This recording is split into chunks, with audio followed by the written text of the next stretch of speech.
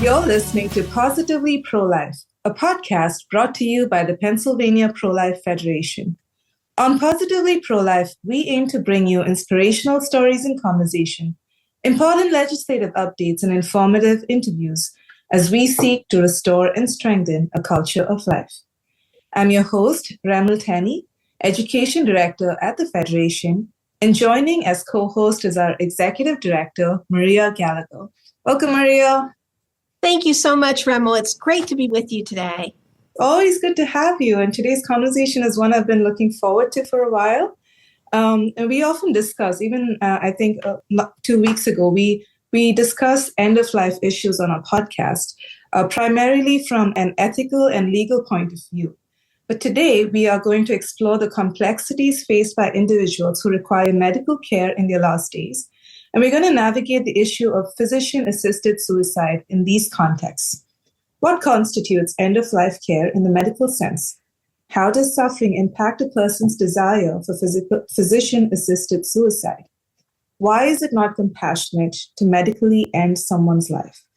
We ask all these questions and more in this episode, where physician Dr. John Travaline shares his perspective from closely working with those who are nearing the end of their time on Earth. And before we get to that conversation, here's Maria with her update for the week.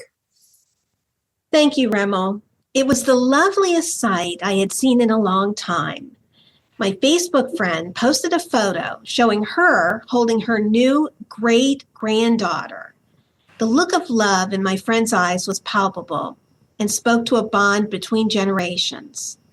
It was so heartwarming to see great-grandmother united with great-grandchild at a moment of sheer bliss. The photo made me think, how could it ever happen? How could it happen that babies are brutalized in their mother's wombs?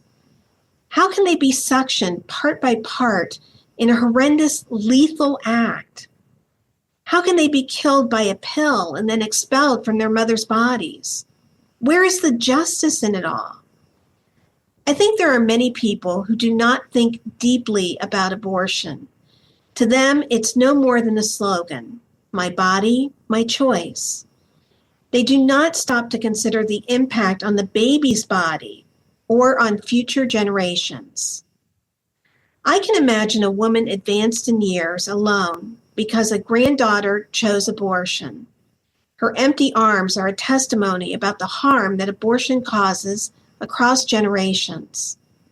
It is up to advocates for life to lift the veil on abortion, to show it for what it is, the taking of an innocent human life. When people fully know what abortion is, their natural tendency is to reject it. For respect for human life is a value written on the human heart. No amount of pro-abortion propaganda can actually erase it. Remel. Thank you, Maria, for that message. I haven't shared this before with our listeners, but my husband and I are expecting, and we just had our 20-week anatomy scan. So we got to see the baby, we got to see every little part of the baby's body. And I think from your message, as well as, science now very clearly proves it, that baby's body was not my body. It was very, very definite and clear where my body began and where the baby's body began. And so this whole idea that we have that it is my body and my choice just does not stand, especially if you look at an ultrasound. I mean, it is so, so clear. And it also got me thinking about how beautiful and how formed babies are at this stage. And even before this stage, I mean, we got to see at a 10-week appointment, we saw a tiny little beating heart, a head, even the hands, and the baby waved at us. So it's just a very beautiful thing to be part of and witness and kind of embrace life for us. So as we're going through this season, I think this message where my body, my choice really doesn't stand when it comes to as a reason or as a justification for abortion. And it was pretty clear just from a scientific perspective, if nothing else. So just wanted to put that out there.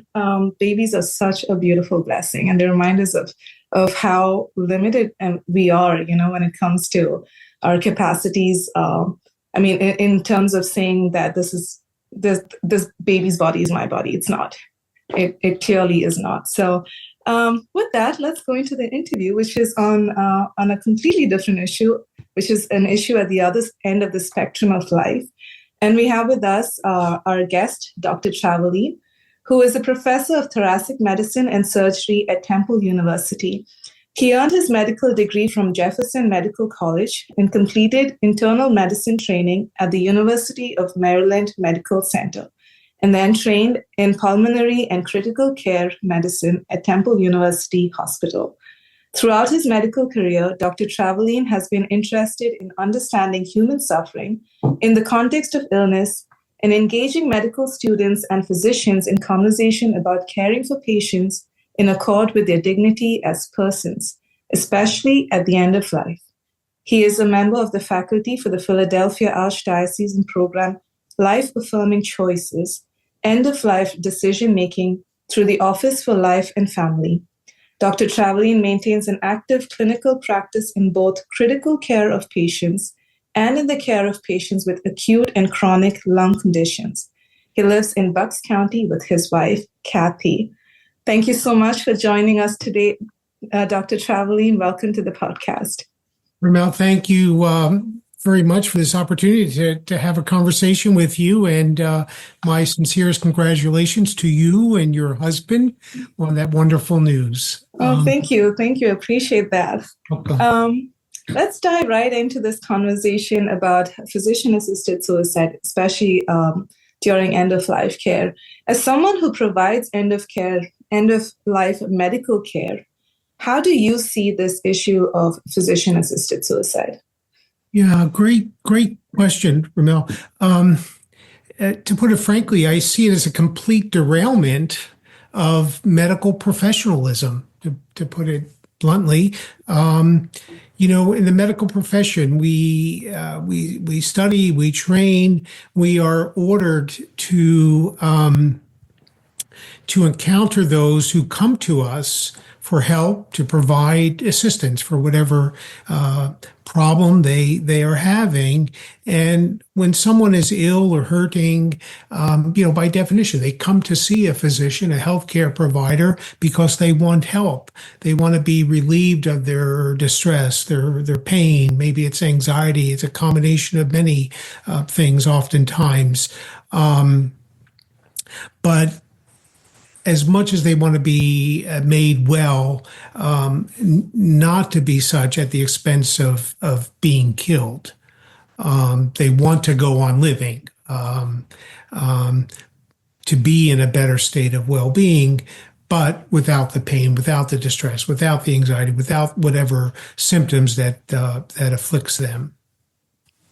So again, I think the very notion of coming to a physician to be asked to be, again, bluntly killed, to be assisted in ending their life, is really an unreasonable request, I would say. Now, in the real life context of hospitalization, how likely is it for patients to ask to end their life, and what is the appropriate response to that?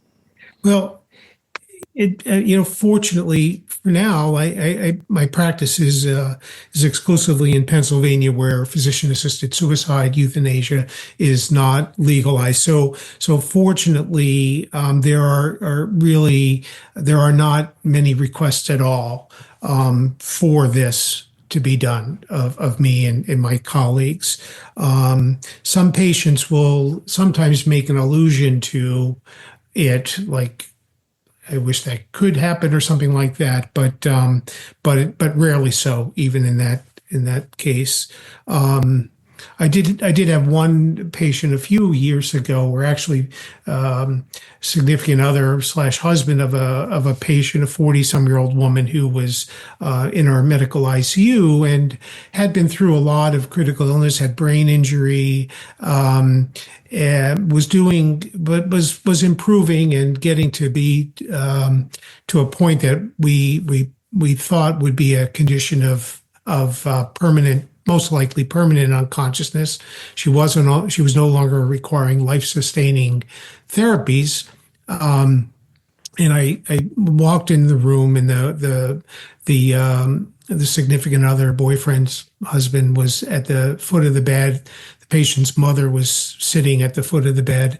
And as soon as I walked in the room, I was taken aback a little bit by the gentleman saying, "Doc, we want you to put her down." And they were the exact words that he used, to put her down, as as we sometimes hear in association with maybe a suffering pet, or something. But and so I encountered that. We had a conversation. I initially acted as if I wasn't sure exactly what he was asking for, and so I sought clarification. And then we went into a good conversation about her condition, her prognosis, and so on. And I don't think it was truly an expression of he really wanted what he thought he was asking for, but anyhow, but again, it's pretty infrequent that we're getting a request, at least in Pennsylvania. I mean, that is really shocking. I mean, a family member asking that. So I just wanted to ask, what kind of support do family members of patients need as they especially navigate through their loved one's illness or their suffering, or in this case, possibly not being able to function like other people do for the rest of their lives? Yeah, I mean, I think it's very important for us to realize that family are often suffering very much along with the person who who is before us, the patient, albeit in different ways. And I think I think we often will talk about we have a duty to our patients, but when there's family around, we have a duty to them as well, to allay their fears, to provide comfort and compassion, care, consolation, a whole host of things as we encounter the family, who are many times at the bedside of a person who what came to mind is in critical care, a lot of times a patient is that we encounter, let's say, maybe on life support system, they may be deeply sedated, and they appear to be asleep, albeit in a critical care ICU situation. And it's often the family, who sees this, who feels the anguish, the fear, the pain for their loved family member. And so our attention certainly, obviously, is always focused on the patient as the person, but you can imagine is also encompasses the family there. So they need a lot of support as well, for sure. The advocates of assisted suicide call dying at the time of the patient's choosing as dignified and compassionate. What is your take on that? I think it's a misuse of the word dignity, actually. Dignity, properly understood, is intrinsic to being a human being, a human person. It's not attributed to a person based on a person's state in life or a person's abilities or talents or functionality. And I think often proponents of assisted suicide will appeal to rights of a person to do what they want, as if their dignity demands that. And I think what is misunderstood about this is that human dignity is actually the fundamental or inalienable quality of a human person, for which any rights flow. So I think it's a misunderstanding of the word, what it means to have dignity. Now, we'll also hear people talk about losing dignity, and I think that's a misunderstanding and misuse of the word. I don't think as human persons we never lose dignity. I think what sometimes is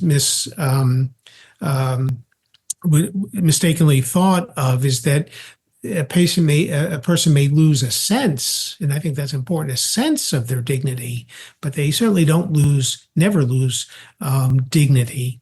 So yeah, that's kind of as we engage in someone who may be a proponent for assisted suicide, I think we need to delve deeper into that, understanding what it means to have human dignity, actually.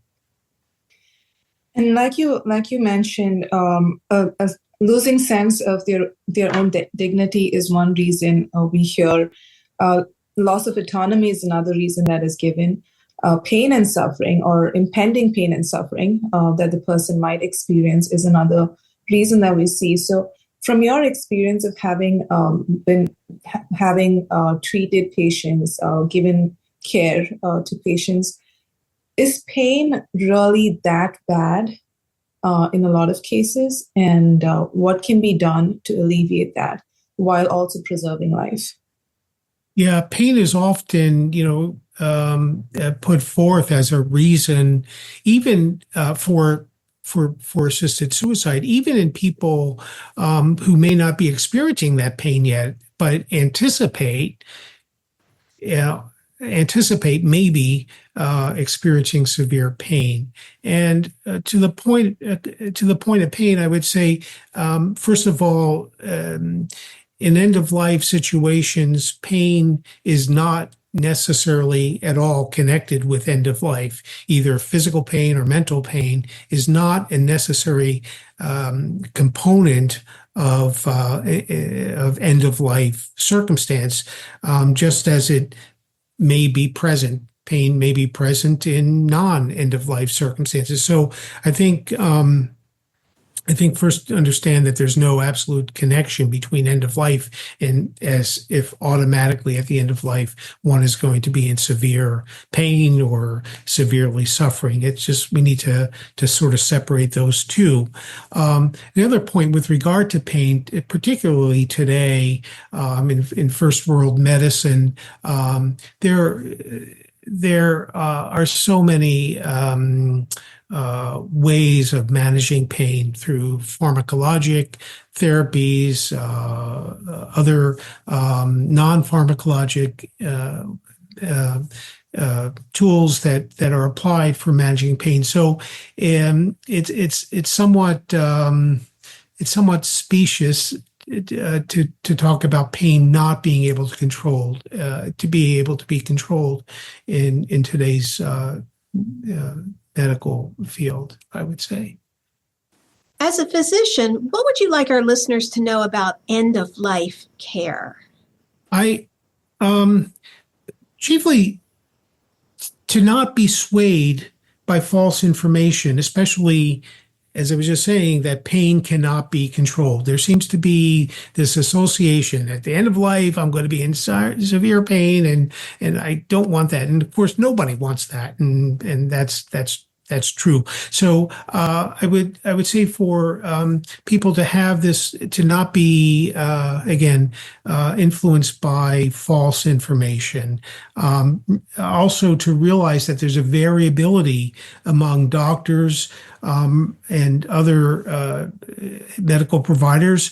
From those who would fully endorse or who do fully endorse physician-assisted suicide to those who are vehemently opposed to physician-assisted suicide. And I think one needs to find someone who is truly compassionate as a caregiver, doctors, nurses, other healthcare providers who understand truly what human dignity, as we said, means and will not intentionally end one's life. And along these lines also, I think it's important to think, to expect more of medical care providers. Realize that if one is not satisfied with a particular medical care provider, that they seek another. sometimes patients and doctors don't quote click, right? Don't seem to be compatible with respect to, for example, existential realities about suffering, or about death, or about beliefs and so on. So sometimes it's necessary, in order to receive wholesome, comprehensive, compassionate care, to find a physician or medical care provider who aligns more with a particular patient's view on these important matters. Do you think there is sufficient education among the medical care community in Pennsylvania to strongly oppose the legalization of physician-assisted suicide? Because we know that we have lawmakers who introduce the assisted suicide bill every year during the sessions, and we were wondering what does the medical community have to say about it? Yeah, no, I don't think at all that there's sufficient education among the healthcare community.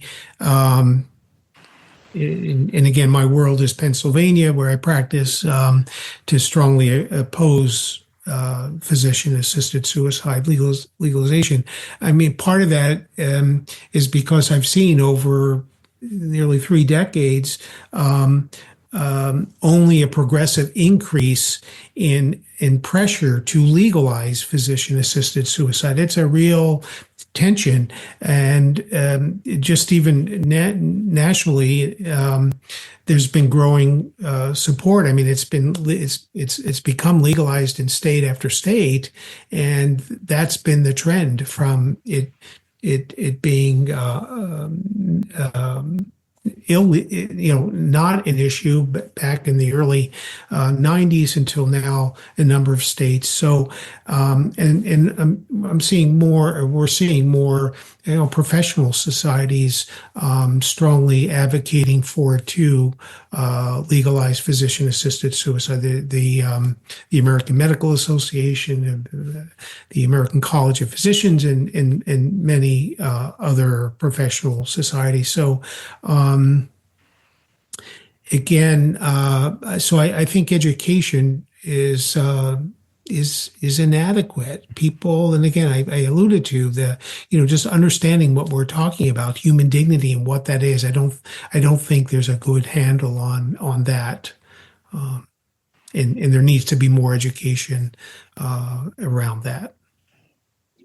So if someone is at that stage where they are at the end of life, but they're still around, how can they find hope in living? Well, I think there are many ways. First of all, hope has to do with sort of being oriented to something good, right? Looking forward to something good. So the good that can be hoped for, and providers, family around the patient at the end of life, can help them to come to know what those goods might be. Maybe it's a hope that the pain will be better managed, will be alleviated, that the hope that there will be other management strategies, and the family also, because they're close to the person, can maybe help the patient find other goods to look forward to. The other point I would make as a person who believes in God, and I recognize this in patients that I take care of who do also believe in God, is that God is the ultimate good. Many times patients, among other lesser goods, are oriented to that, to Him, right, to God as the ultimate good, and they derive a lot of hope, particularly at the end of life, for obvious reasons, from their faith. As you're speaking, no, sorry, go ahead. No, I was going to say, I think, in fact, I think those who believe in God, I think hope is more readily evident than in those who do not. Yes. And as you were speaking, I was actually reminded of my husband's grandmother, who is 97 years old, and she still lives. The funny thing is, when they took her to the for her annual medical checkup, the doctors, the physicians, they looked at her and they said, "I have no idea how she's still living because everything, like none of her systems seem to be working as it should." And that was a year and a half ago. So now, and we didn't think she was going to make it to her 96th birthday, and she just finished her 97th birthday. And she's been around, and she has seen the birth of 3 great grandchildren in that time. She has seen the weddings of 2 of her grandchildren. So there's just been so much joy and so much that she has been involved in. And I think about this as if she wasn't around, I mean, I would not have gotten a chance to meet her if she wasn't there for the past 2 years. And I really, really love her joy and just how she greets us, she meets us. She doesn't recognize us, but she still has such a joy about her every time. So I think that's what we're depriving patients of when we try to offer physician-assisted suicide. Oh, absolutely. Absolutely. So thank you so much for joining us for the program today. It's been a great honor and privilege to speak with you. You're welcome, Maria. Thank you. Positively Pro-Life is made possible through the generous support of the members of the Pennsylvania Pro-Life Federation all across the Commonwealth. Thank you for joining us today. It wouldn't be the same without you. And remember, there is always a reason to choose life.